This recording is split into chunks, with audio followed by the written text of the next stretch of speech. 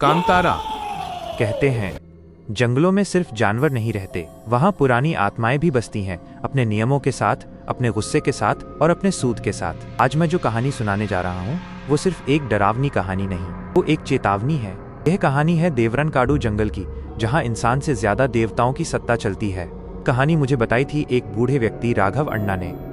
उनकी आंखें ऐसी थीं जैसे उन्होंने कुछ ऐसा देखा हो जो किसी आम आदमी को पागल कर दे। मैं उसी बूढ़े राघव अण्णा की बातें जैसे उन्होंने बोली वैसे ही तुम्हें सुनाऊंगा। से सुनना, ये जंगल कभी भी किसी को भी अपने भीतर खींच सकता है। कहानी शुरू। बुजुर्ग राघव अण्णा की जुबानी। देवरनकाडु वो जंगल सांस लेता था। राघव अण्णा बोले, सालों पहले हमारा गांव कुट्टे हल्ला देवताओं का गांव कहलाता था। गांव के पास फैला विशाल जंगल देवरनकाडु लोग कहते थे ये जंगल किसी अदृश्य शक्ति की पूजा भूमि है। हमारे गांव में एक परंपरा थी, दैवत नृत्य। हर पीढ़ी में एक व्यक्ति को देवता अपने वश में कर लेते थे। वो देवता का दूत बनकर गांव की रक्षा करता था। उस पीढ़ी में ये जिम्मेदारी थी हरि नाम के एक आदमी पर। सादा आदमी था, पर देवता के नृत्य में उसकी आंखें लाल हो जाया करती थी, बिल्कुल जैसे कोई घुसकर बोल रहा हो उसके भीतर। एक रात राघव अण्णा बोले, गांव की एक औरत सीता जंगल में लकड़ियां लेने गई। कहते हैं उसने वहां किसी औरत को रोते हुए देखा। सीता उसके पास गई और बोली, बहन क्या हुआ, रास्ता भटक गई? वो औरत धीरे से मुड़ी, चेहरा पूरा काला, आंखें चमकती हुई, बाल जमीन तक लटके हुए। वो बोली, तुमने मेरा रास्ता क्यों रोका? सीता चिल्लाई, भागने लगी, लेकिन जंगल में पेड़ ऐसे हिलने लगे जैसे किसी ने हवा नहीं क्रोध फूंक दिया हो। अगले दिन सीता की लाश मिली, सर पर चौड़े नाखूनों के निशान थे। गांव वाले डर गए, सब बोले ये चुड़ैल है, जंगल की पिशाचिनी। लेकिन हरि, जिसमें देवता उतरते थे, वो बोला, ये साधारण चुड़ैल नहीं, ये जंगल की श्रापित आत्मा है, किसी बड़े अन्याय का फल। उस दिन देवता का नृत्य हुआ। हरि के शरीर में देवता की आग उतर आई। उसने भीड़ के बीच चिल्लाकर कहा, जंगल जाग चुका है, रक्त मांगा है उसने, और एक और आत्मा जल्द ही ली जाएगी। गांव में सन्नाटा छा गया। कुछ ही दिनों बाद गांव का एक युवा देवराज जंगल में शिकार करने गया, लेकिन वापस नहीं आया। लोग खोजने गए तो एक अजीब दृश्य दिखा। उसके कपड़े पेड़ की शाखाओं में फंसे थे और पेड़ की छाल पर लंबे लंबे नाखूनों के गहरे घाव थे, जैसे किसी ने जंगल को चीरने की कोशिश की हो। रात में हरि बोला, देवरा की आत्मा कह रही है वो उसे नहीं छोड़ सकती। सब समझ गए वो यानी वही श्रापित चुड़ैल। राघव अण्णा गहरी सांस लेकर बोले, लेकिन असली रहस्य तो उस दिन खुला जब मुझे खुद जंगल में उसकी आवाज सुनाई दी। रात को मैंने साफ सुना, मेरा न्याय कहाँ है, मेरा सूद कौन चुकाएगा? मैं कांप गया। मैंने अगले दिन गांव की पुरानी किताबें खंगाली। तब पता चला सदियों पहले इसी जंगल में एक औरत की बलि दी गई थी, देवता की नहीं लालच की वजह से। वो औरत गर्भवती थी, जंगल ने उसकी चीख सोख ली थी, और तब से वो एक श्राप बनकर हर उस इंसान को मारती जो जंगल में बिना अनुमति उसकी राह पर कदम रखे। राघव अण्णा बोले, सभी डरते थे, पर सबसे ज्यादा डर हरि को था, क्योंकि देवता ने उस रात एक बात कही थी, चुड़ैल हरि को ढूंढ रही है, क्योंकि उसी की नस्ल उस बलि की वजह बनी थी। और उसी रात जंगल के अंदर हरि की आवाज किसी ने सुनी, राघव, अगर मैं सुबह तक न लौटा तो जंगल मत आना, वो मुझे लेने आई है। और फिर सन्नाटा, तूफानी, घना, मौत जैसा सन्नाटा। राघव अण्णा की आंखें उस रात की याद में जम गईं। वे बोले, हरि की आवाज जब जंगल में गूंजी, हम समझ गए थे कि ये आखिरी चेतावनी है। गांव के लोग घबराकर दरवाजे बंद करने लगे। बूढ़े, बच्चे, औरतें सब अपने अपने घरों में छिप गए। पर मेरे भीतर एक अजीब बेचैनी थी। मुझे लगा हरि को अकेले छोड़ना देवता का अपमान है। राघव अण्णा बोले, मैंने एक मशाल जलाई और देवरनकाडु की ओर चल पड़ा। जंगल में कदम रखते ही हवा बदली हुई लगी, भारी, ठंडी और काली। जंगल में हर आवाज दोगुनी तेज सुनाई दे रही थी। पत्तों की सरसराहट नहीं, जैसे कोई सांस ले रहा हो। कुछ देर बाद मैंने एक जगह देखा हरि का पायल, जो वो दैवत नृत्य में पहनता था, वही पेड़ की जड़ के पास पड़ा था, और उसके नीचे खून के छींटे, ताजा, गर्म। पहला सामना, चुड़ैल की परछाई। मैं पीछे पलटा ही था कि अचानक हवा में एक लंबी चीख गूंजी, इतनी लंबी और दर्दनाक कि मेरे पैरों की हड्डियां कांप गईं। मैंने मशाल उठाई और देखा, पेड़ों के बीच एक लंबी, दुबली, झुकी हुई आकृति। उसके बाल जमीन पर घिसटते हुए सांप की तरह हिल रहे थे, आंखें अंधेरे में लाल दमक रही थीं। वो धीरे धीरे मेरी ओर आने लगी। मैं जम गया, शरीर का पसीना बर्फ बन गया।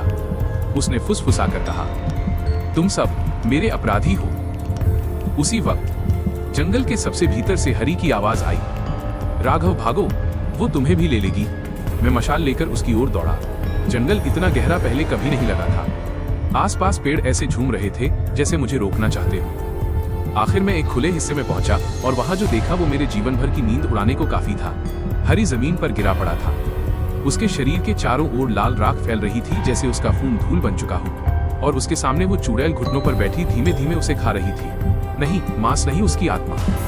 चुड़ैल ने मुझे देखा और अचानक पूरी जमीन हिलने लगी। उसके बाल हवा में फैलकर सैकड़ों हाथों की तरह मेरी ओर आने लगे। लेकिन तभी एक तेज घंटी बजी। गांव का मंदिर। कुछ गांव वाले घंटी बजाकर देवी को पुकार रहे थे। चुड़ैल पीछे हटने लगी। उसकी लाल आंखों में गुस्सा भर गया। वो बोली, ये देवता, यही मेरे बच्चे को चाहते थे और तुम सबने मुझे चुप कराया। मेरी सांस रुक गई। उसके शब्दों में सच्चाई थी। वो सिर्फ चुड़ैल नहीं थी, वो वही औरत थी जिसकी सदियों पहले बलि दी गई थी। उसका बच्चा छीन लिया गया था। उसका खून पेड़ों की जड़ों में सोख लिया गया था और अब जंगल उसे न्याय दिलाने उठा था। अचानक मंदिर की घंटियां और तेज बजने लगी। जंगल को रोशनी चीरकर एक आग की लकीर आई और वहीं हरि का शरीर चमका। उसमें देवता उतर आए। लेकिन ये वो शांत देवता नहीं थे जो हर साल पूजा में आते थे। ये क्रोधित देव थे। उनकी आंखें सफेद आग की तरह जल रही थी। चुड़ैल और देवता आमने सामने आ गए। दोनों के बीच ऐसा संघर्ष हुआ जो इंसान की आंखें सहन नहीं कर सकती। चुड़ैल चीखी, देवता गरजे, पेड़ टूटने लगे, जमीन फटने लगी और हवा आग की तरह जलने लगी। हरि का शरीर देवता के वश में एक बार फिर नृत्य करने लगा। लेकिन यह नृत्य किसी त्योहार का नहीं, सीधा मृत्यु का था। और अंत में देवता ने चुड़ैल को पकड़कर जंगल की गहराई में एक चमकते वृक्ष में बांध दिया। चुड़ैल ने अंतिम चीख मारी, अन्याय मिटे बिना ये जंगल शांत नहीं होगा, और वो उस पवित्र वृक्ष में कैद हो गई। राघव अन्ना चुप हो गए। कुछ देर बाद धीमे से बोले, उस दिन जंगल शांत हो गया, लेकिन वो वृक्ष आज भी रात में लाल चमकता है। क्योंकि बेटा, देवता ने उसे हराया था, पर न्याय अभी बाकी है। देवरन काडू की घटना को 30 साल बीत चुके थे। हरि की मृत्यु, चुड़ैल का वृक्ष में कैद होना और देवता का क्रोधित अवतार, ये सब गांव की दास्तानें बन गई थी। लेकिन दास्तानों की एक समस्या होती है, लोग उन्हें भूल जाते हैं। और जब मनुष्य भूलता है, जंगल याद रखता है। कुत्ते हल्ला गांव में अब देवता के नर्तक की जगह हरि का बेटा वीरन्ना चुन लिया गया था। वीरन्ना शांत स्वभाव का था, लेकिन कहते थे उसकी आंखों में हरि की ही तरह कुछ गहरा, उग्र, आधा दैवी चमकती थी। गांव वाले मानते थे देवता उसे एक दिन अपने रूप में जगाएंगे, पर वीरन्ना नहीं जानता था कि देवता का आह्वान कभी अकेला नहीं आता, हमेशा उसके साथ आता है जंगल का कर्ज। एक रात गांव के बाहर रहने वाला एक लकड़हारा गोरपा नशे में धुत होकर जंगल में घुस गया। उसके कदम लड़खड़ा रहे थे और उसके हाथ में कुल्हाड़ी थी। उसने पेड़ों को देखते हुए हंसकर कहा, ये जंगल भी क्या चीज है, कहाँ कोई देवता, कहाँ कोई चुड़ैल, सब बस कहानियां हैं। सबसे बड़ी गलती, जंगल कहानियों से बना नहीं था, वो स्मृति से बना था। गोरपा ने उसी पवित्र वृक्ष पर प्रहार कर दिया जिसमें चुड़ैल कैद थी। पहला घाव और पूरा जंगल ऐसे कांप उठा जैसे कोई सोया हुआ जानवर झटका खाकर उठ जाता है। गोरपा डरकर पीछे हटा, पर अब देर हो चुकी थी। वृक्ष से धीमे धीमे लाल धुआं उठने लगा। जंगल में एक धीमी टूटी हुई फुसफुसाहट गूंजी, तुमने मुझे छुआ। अगले दिन गांव की हवा बदली हुई थी। कुत्ते लगातार भौंक रहे थे, गायें दूध नहीं दे रही थी।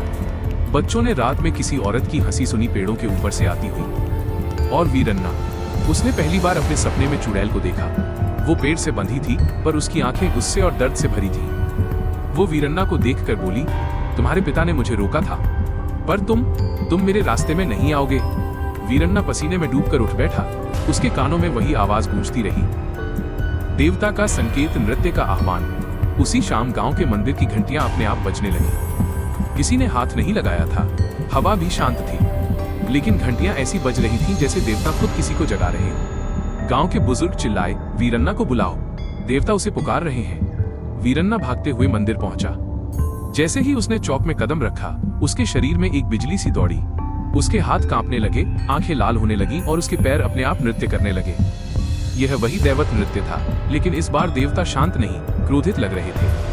और एक क्षण में वीरन्ना की आवाज देवता की आवाज में बदल गई। वो गरजा, वो मुक्त हो गई है। जंगल फिर जाग चुका है और उसका पहला शिकार गोरपा नहीं, गांव होगा। गांव वाले कांप गए। वीरन्ना आगे बोला, चुड़ैल न्याय लेने आई है और जब तक उसके बच्चे का सत्य सामने नहीं आएगा, खून बहेगा। उसी रात गोरपा की चीख पूरे गांव में गूंजी। लोग मशाल लेकर दौड़े तो देखा, गोरपा का शरीर पवित्र वृक्ष से लटक रहा था। उसका सिर पेड़ की उल्टी शाखाओं में फंसा था और उसके नीचे लाल राख हवा में उड़ रही थी। वो राख बिल्कुल वैसी थी जैसी हरि की मौत के समय जंगल में दिखी थी। और दूर जंगल के भीतर एक स्त्री की हंसी लंबी ठंडी और नुकीली रात को चीर गई। एक हो गया। गांव वाले भागने लगे, पर वीरन्ना बोला, भागोगे मत, ये जंगल तुम्हें जाने नहीं देगा। हम सबको सत्य का सामना करना होगा। चुड़ैल अब सिर्फ जागी नहीं थी, वो पूरी तरह मुक्त हो चुकी थी। देवता ने वीरन्ना को चुना था ताकि वो श्राप को रोके। पर प्रश्न ये था, क्या देवता इतनी शक्तिशाली थे कि एक माँ के सैकड़ों साल पुराने दर्द को रोक सकें? या इस बार जंगल फैसला सुनाएगा? गांव गोरपा की मौत से दहल चुका था। हर घर में डर था, बाहर घना अंधेरा और पेड़ों पर लाल धुआं तैर रहा था, जैसे जंगल सांस ले रहा हो। वीरन्ना मंदिर के सामने खड़ा था। देवता उसके भीतर लगातार उग्र हो रहे थे। वो चीखा, गांव वालों, आज रात सत्य बाहर आएगा। जो पाप तुमने छुपाया था, वो अब जंगल पुकार रहा है। गांव वाले डर से थरथराए। एक बुजुर्ग औरत रोकर बोली, वीरन्ना, मत खोल वो राज, उससे गांव नष्ट हो जाएगा। लेकिन वीरन्ना की आंखें अब उसके नहीं थी, वो देवता की आग से जल रही थी। रात का समय, गांव वाले मशाले लेकर वीरन्ना के पीछे पीछे देवरन काडू की ओर चले। हर कदम पर पेड़ सिसक रहे थे, जमीन हल्की हल्की कंपन दे रही थी। जब सभी उस पवित्र वृक्ष तक पहुंचे, वो दृश्य किसी भी इंसान को जीवन भर डराने के लिए काफी था। वृक्ष लाल रोशनी से चमक रहा था, उसकी छाल फट रही थी जैसे कोई कैद की हुई आत्मा छूटने को तड़प रही हो। तभी अचानक वृक्ष की जड़ से चुड़ैल बाहर आई, लेकिन अब उसका रूप बदल चुका था। चेहरा आधा स्त्री आधा दैत्य, बाल जमीन पर सर्पों की तरह, आंखों में खून और अग्नि दोनों। उसने हवा में चीख मारी, मेरा बच्चा, मुझे दो। सच सामने आया। वीरन्ना ने धीरे से कहा, तेरा बच्चा कभी मरा ही नहीं। गांव वाले कांप गए। चुड़ैल की आंखें आग से जल उठी। वीरन्ना ने आगे कहा, तेरा बच्चा इसी गांव में जिंदा है। गांव के मुखिया रत्नप्पा जोर से चिल्लाए, चुप, ये झूठ है। पर वीरन्ना ने उसकी ओर इशारा किया, सबसे बड़ा पाप तुमने किया था। रत्नप्पा की टांगें कांपने लगी, उसकी आवाज टूट गई, वीरन्ना, देवता से ये मत बोल, कृपा करके। लेकिन सच को अब कोई नहीं रोक सकता था। वीरन्ना गरजा। रत्नप्पा ने ही उस औरत के बच्चे को मारने की कोशिश की थी, पर बच्चा नहीं मरा। सभी दंग। चुड़ैल की आंखें आंसुओं से भर गईं, पर वो आंसू काले थे, श्राप जैसे आंसू।